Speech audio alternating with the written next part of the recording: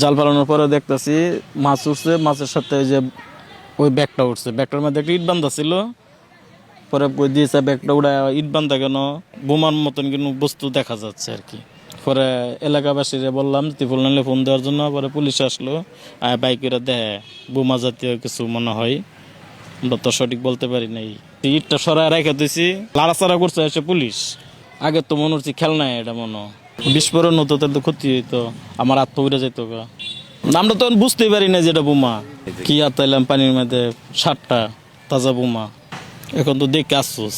যেহেতু একটা কেন্দ্র আছে সামনে, 20-25 দিন রয়েছে নির্বাচনের, ওরা ওইখানে জিনিসগুলো রাখা গেছে।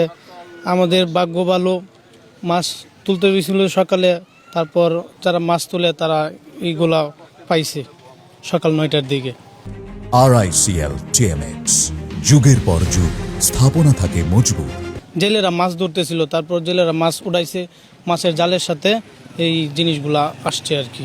আমাদেরকে ওই যৌথ বাহিনীরা কাছে যাইবার জন্য দিছে না।